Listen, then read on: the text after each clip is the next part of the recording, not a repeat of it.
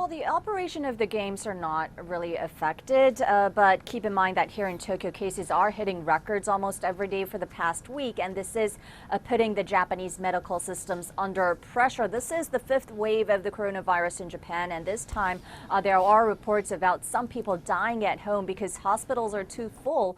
Because there's not enough beds, people with light symptoms are now told to rest and isolate at home. And the problem is when their symptoms turn more severe, they're turned away from hospitals or stuck inside ambulance for hours.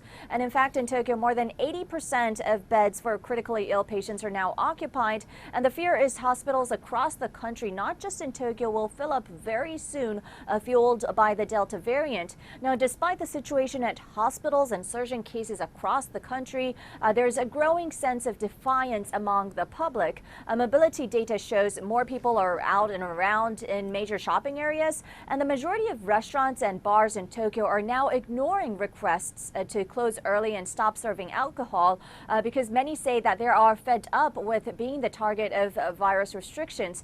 So it's fair to say that this state of emergency is not at all effective as it used to be compared to the time when it was first imposed last April. Now, as you said, we are just days away from the Paralympics, and Paralympic officials reported the first COVID case in the village just yesterday. Now, unlike the Olympics, the Paralympics may allow limited number of students at some events, but medical experts are questioning this special measure because they say that the situation is a lot worse now compared with when the Olympics were held in mid-July to early August.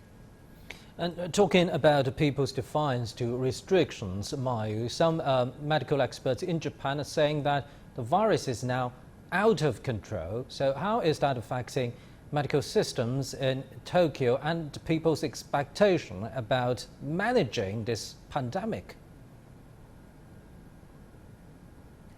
Right. Well, as I said, Japan's medical system is under threat amid a record surge in coronavirus cases.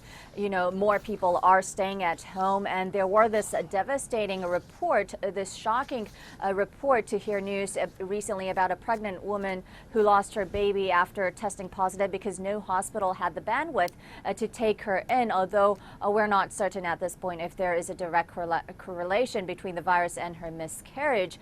But there are really devastating reports like that, so we do have to keep in mind that medical systems in Japan are really under pressure.